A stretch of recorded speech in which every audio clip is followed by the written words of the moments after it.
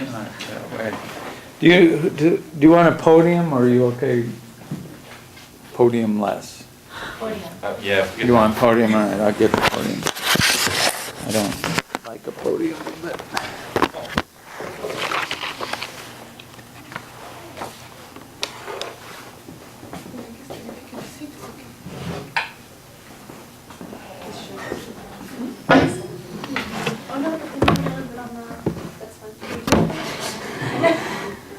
Something to hide behind, right? Okay, so Jeff, you're going to go first? Sure. Let's say article.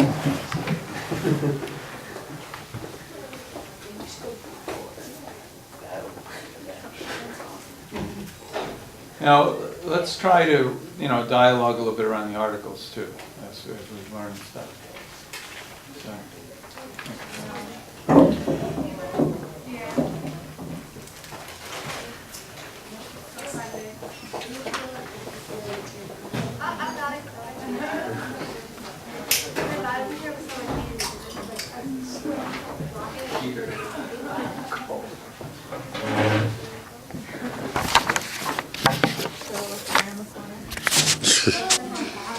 Abe Lincoln style.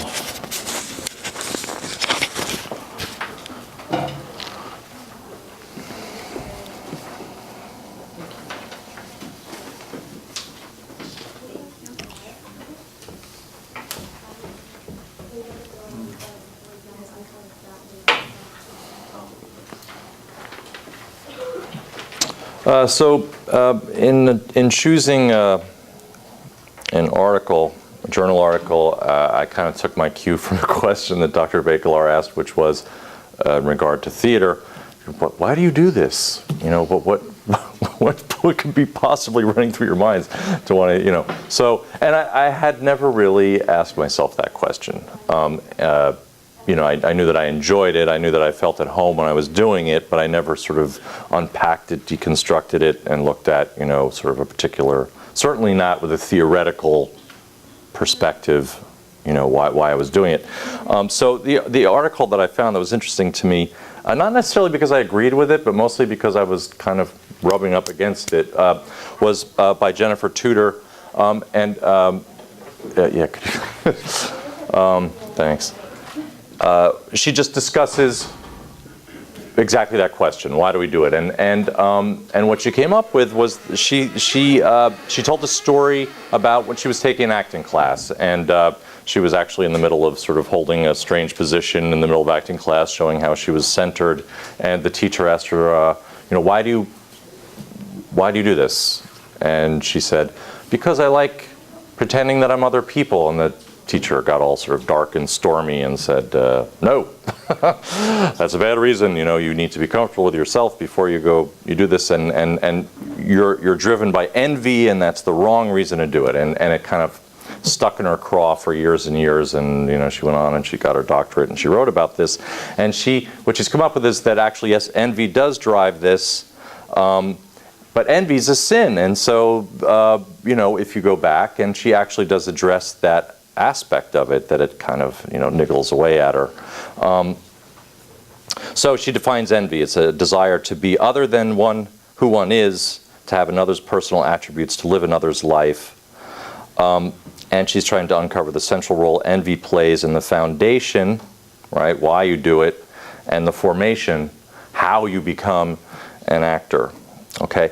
Now, what she said was that she was taking a few different theoretical approaches. One of them psychoanalytical, so I was thinking, okay, socio-psychological, I can make that connection, right? And I looked into it, and that psychological explanations are crucial to the tradition of socio-psychological theory, and it seemed to line up in a few different ways, including when I sort of unpacked socio-psychological theory. There's trait theory, involving what identifies a person, what variables they have, why they act the way they do, with different people.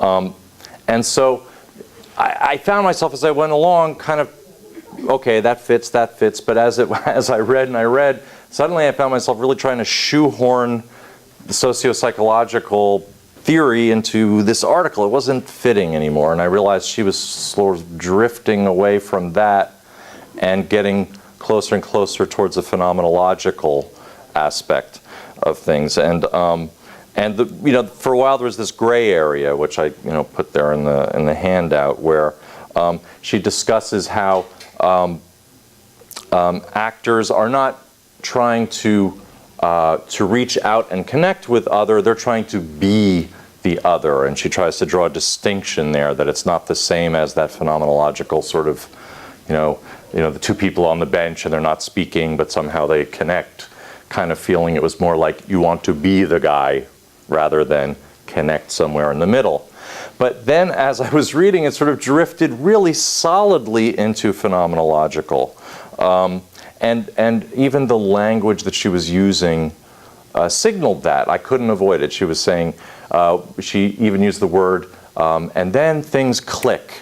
And as soon as I read that, I thought, well, click, that's really all about phenomenological. At least, I don't know, to me, having just been introduced to it, it's about that moment where we accept it, right? We don't really try to explain it that much. It's just that thing in the air, right? And so she starts using more and more of that language. So what I came up with finally is that really this journal article explaining why actors do what they do was really kind of a dance between socio-psychological and a phenomenological look at it. That there were psychological reasons why, and yet there was this kind of, very difficult to define area that goes on as well. The magic when you hit the moment where I've left the building, I'm somebody else now, right? I can't explain it, but there it is. She invoked some researchers to sort of support that. Some people that I have to really look up. There's Dr. Schechner who described this as twice behaved behavior. And I thought that this sort of perfectly bridged the two notions.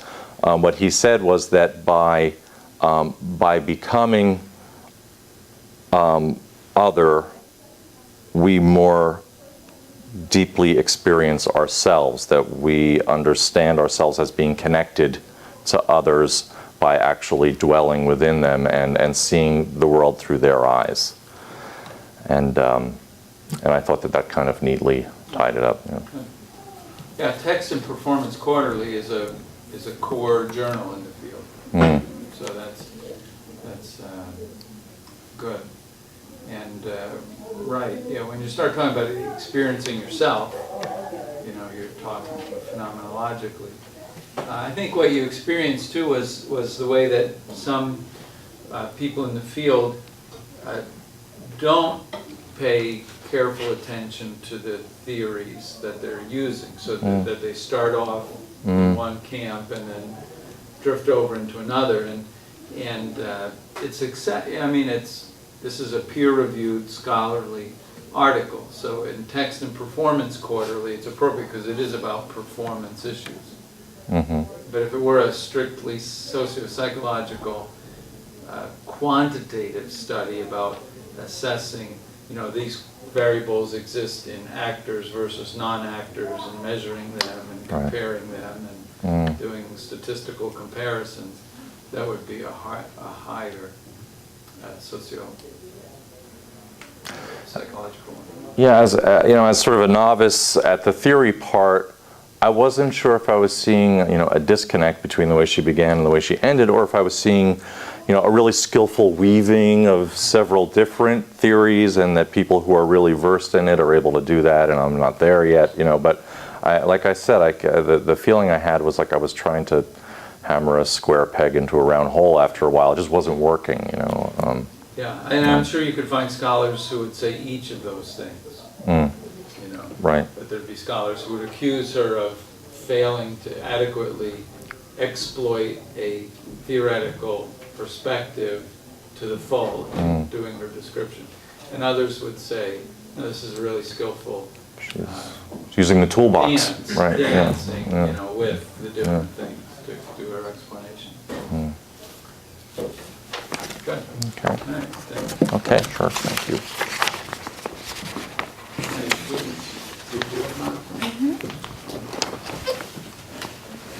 Hand off that mic. Oh, yeah. I'm going to hand these out to you. Hang on a second. Right, you take the mic.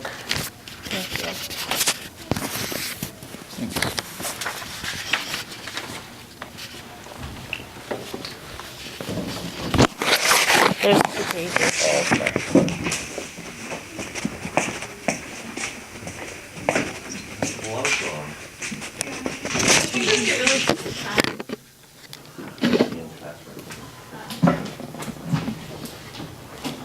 I did my article on sociocultural, but I think it's also critical in a sense because it deals with power struggles and issues between 2 specific countries.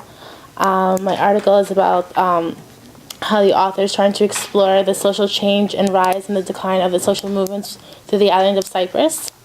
And the author took the approach to explore the topic through a study of specific anti-colonialist, anti-British movement known as Enosis, which means the Union. And it was the movement to unite the island of Cyprus and mainland Greece.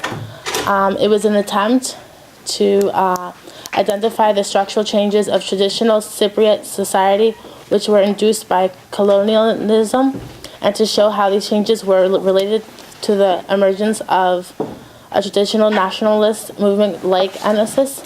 Through this, various phases were introduced into the author's article, in which he talked about the rebellion of 1955 and Cyprus'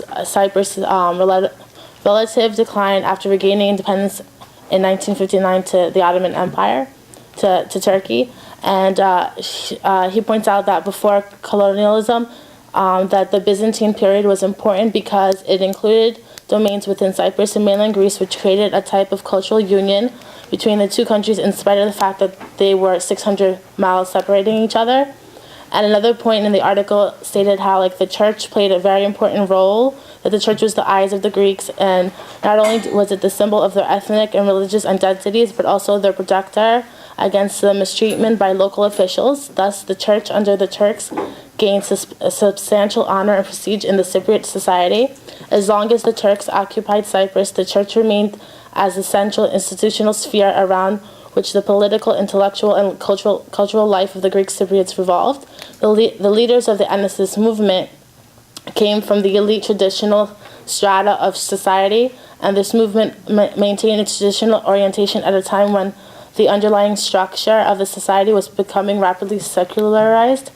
And towards the end of the article, the author says that the political situation in Cyprus is not a stable one, and in such periods of social fluidity, the future is highly unpredictable and uncertain. The small size of Cyprus, with its chronic internal political instability and its vulnerability to the external interventions, renders possible for the future of evolution of Enosis in any direction.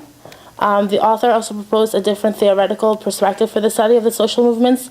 Furthermore, the article believes that the Enosis movement clearly shows the importance of studying social structural change and its relationships to the oscillations of social movements, and suggests that the nativistic anti-colonial movements may not simply be homogeneous cultural responses to colonialism, and that reinforced by internal power struggles, this could have been much dealt with strifes between rival political forces that compete for supremacy within the native social structure. Basically, just talking about how Cyprus was once part of Greece, and then under the rule of Turkey, how it fought back, and how north part of Cyprus is Turkish and the southern part of Cyprus is Greek, and that for many years they've been trying to get into for Turkey to get into the European Union, so there could be one country, so there wouldn't be such a boundary between one country of 2 different nationalities. So it's it's always been a big issue since 1976. Yeah, so we just did some reading for today about post-colonialism. So So this connects with that. And it reminds us that within those settings, there are significant communication issues that go on. The fellow who was my advisor for my doctoral work at Temple University was a fellow named Herb Simons, who did his early work on the rhetoric of social movements. So there's a whole history within rhetorical studies about social movement rhetoric, what the arguments are that they make, what symbols they choose to use, like even this enosis word would be of interest to a rhetorician about what that symbol came to stand for and how it changed over time. So that would be the thing that would probably push this in a more communication direction would be to focus on the symbols and the dialogue. That's where it separates it from a sociological, just a straight sociological study, because the sociocultural study would ask, what are the messages that are exchanged, and how do those messages deal with the tensions that exist between the power struggles in the post-colonial time. So this is probably a pretty sociological article, right? Yeah. And but when it does things like talks about the name chosen of the group and you would want to look for more examples of their newsletters, their slogans, their songs, and the way these things. Right. Like when I think of Cyprus, I think of Greek because that's how I've been taught. But like I don't know how the Turkish people have been taught, if they've been taught as Cyprus being Turkish. Because there are Greek Cypriots and Turkish Cypriots, but I only know it of being as Greek because it was part of Greece up until a certain point, until it became its own country. The same thing. We're starting with the Kurds in Iraq too. The way the world wars divided things differently, the Ottoman Empire and the Byzantine. I'm doing some reading about the Byzantine Empire these days. And it was all one, right through Turkey, right over into Greece, and part of Italy, too. So, good article for background that would build on the rhetoric of social movements, would be a way to approach it. Good. Okay. Who's next? A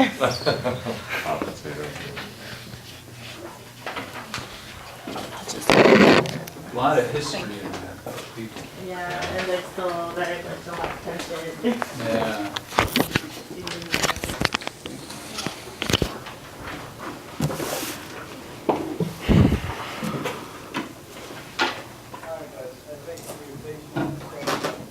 Okay, so my choice for the sociocultural tradition was an article written by Tita Bevan, which is A Life in the Sun, Accounts of New Lives Abroad as Intercultural Narratives, and it appeared in Language and Intercultural Communication. Basically, the article accounts for three experiences abroad, that is the three experiences of three British writers who relocate to Spain, and how this relocation affects each of them, and how each of them experiences the new culture, and how they adapt, and how they perceive their own identity and their belongings to a certain cultural background prior this relocation. The article follows three dimensions of the cross-cultural experience, and that is the first, the physical environment. The second would be the explorations of the other through signs of the settler's adaptation. And then the third is the redefinitions of the self. As I've said, the article accounts for settler narratives, which is a type of immigrant writing that is very much part of the traveling literature. And it portrays how cultures intertwine and how they interact. That is the culture that the immigrant brings with himself, and the culture that he has to accommodate to. So that would be the host culture. Then it very much follows, as I've said, how this impacts the immigrants, and it follows how these third cultures emerge. That is a hybrid culture that is generated by the interaction of the two. As for the first dimension, which is the physical environment, the writer mentions these push and pull factors. That is, depending on how the immigrant feels about his relocation, he would reshape his perception of his mother culture. That is, if he wants to relocate and really wants to be part of the new culture, he rejects and what could have been idealistic about his mother culture, so that being a push factor, whereas a pull factor, when the immigrant would want to go back, he would idealize the background he's coming from. So, of course, both of the perception are biased, and none of them account for really what a culture stands for, but this is what happens whenever someone relocates. The author also speaks about otherness and the perception of the other written in capital with capital O. That is an image of the strangers and of the foreigners based very much on stereotypes and preconceptions. And an image that is filtered through the immigrants' own biases and cultural perceptions. The author also mentions that when an immigrant really wants to be part of the host culture and wants to be assimilated in the new cultural background, he tends to reject even his own fellow compatriots within that foreign culture, as he wants to reject his belonging to the old culture and become a new identity. For the second dimension, that is the explorations of the other through signs of the settlers' adaptation, this one accounts for the impacts that the proximity with a foreign culture has on a person's own cultural identity. And it speaks about the skills and the techniques that immigrants usually put into practice when they encounter a different background.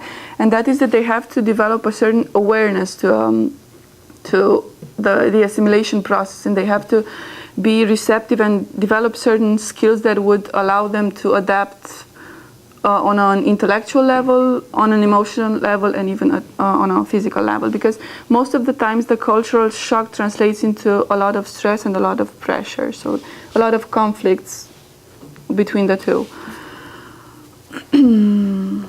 Here, what would be an impediment to adapting to the host culture is the lack of knowledge relating to what the new cultural norms stand for, and what the new cultural values stand for. So that would be something that prevents an immigrant from adapting. And a very important factor to assimilating the new culture is knowing the local language. As we know, language is very much part of identity. And as for the third dimension, that is the impact that the relocation has on a person's cultural identity, it gives accounts here of four possible outcomes that are given in the... Yes, thank you. So those would be passing, chauvinistic, marginal, and mediating, each with different effects on both the individual and the person. So the passing type would be someone who rejects the culture of origin but embraces the new culture. The chauvinistic is the one who rejects the second culture and exaggerates and emphasizes a lot his mother culture. The marginal is the one who oscillates between the two. So it's somewhere stuck in between. And the mediating is the one who can encompass both of them in his own cultural and new identity. Is there a significance to the quotes? The quotation marks? To the what? Or is that just the font? This is how it was written in the article. Oh, okay. Because I didn't know if they did it as part of the, to mean of the APA or it's just how it was written in the article. So I think she's referring to the fact that your word processor makes the first quote upside down for Mark, first quote Right. Mark. Yeah. Makes it subscript. So, yeah. Ah, probably. It's Oh, I didn't know if it was like that in the article. Like, Supposed to. Ah, Yeah. okay. It was like a But symbol. Ah, okay, okay, okay. I They see. were talking about like I think it's just Ah. a process. Oh. Okay. I've got it in the emails, and I was like confused about it. See, this is a cultural shock then. Yeah, right. So Clash, actually. that's good. A journal of language and intercultural communication. So it's focused on the self emerging out of interaction and out of language. Yes. So it's very definitely carrying the theoretical perspective that we looked at. It's interesting to me that the typologies have an axiology to them, that they're value-based, you know. So, because a lot of sociocultural tries to be descriptive rather than value-based. So this obviously prefers one style. Over the, yes, probably Yeah. over the other. And were there theoretical indicators in the article? Was there like a literature review of approaches to cultural adaptation theories? No, it wasn't, especially because it was more like a case study. Okay, So counting for these three particular experiences. right. So intercultural narrative. So that, from a theoretical perspective, that hits narrative theory, which I can't remember where we talked about that. It may have come under sociocultural.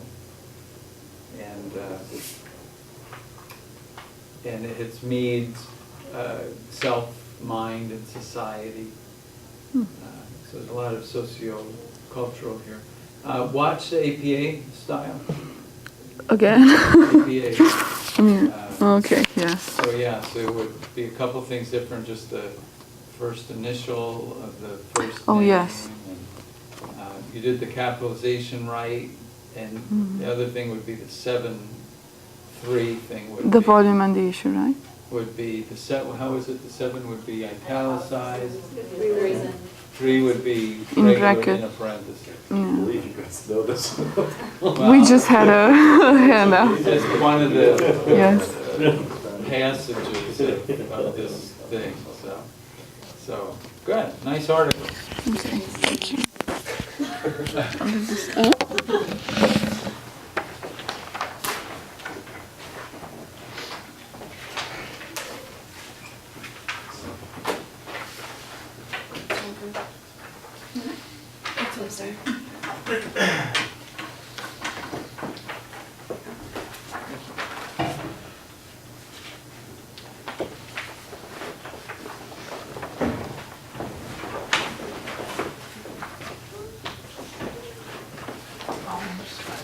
Here you go.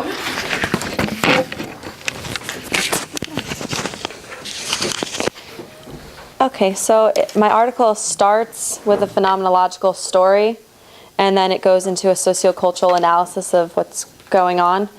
So it's called Arranging a Marriage in India, and it's about an American girl who goes over to see her friend who lives in India and her experience there. And I thought it was interesting, the first part of the article has 2 ads from the newspaper and how they arrange a marriage. And the first one's like, sister and doctor, brother-in-law invite correspondence from North Indian professionals only for a beautiful, talented, sophisticated, intelligent sister, 5'3", slim, master's degree in textile design, father, a senior civil officer, would prefer immigrant doctors between 26 and 29 years, reply with full details and returnable photo. And the next one, a well-settled uncle invited matrimonial correspondence from slim, fair, educated South Indian girl for his nephew, 25 years, smart MBA, green card holder, 5'6", full particulars with returnable photo, appreciated. And it's from India abroad. And basically over there, they say that it's so customary for them to have arranged marriages that when someone gets married because of love, it's called a love match. So, because it's very, very rare. And she talks about, first in America, and our view, or some people's view, I should say, of what these arranged marriages are. And most people responded that they thought it was oppressive, that people have arranged marriages, that it was a clash of individual notions and cultural norms, and other people just thought it was absolutely horrible for no other reason than they just didn't know a lot about it. And most Americans, though, do not understand how the process of arranged marriage works, and this is what she kind of studies over there. And her name is Serena, and when she first goes over to India, she meets a girl named Sita.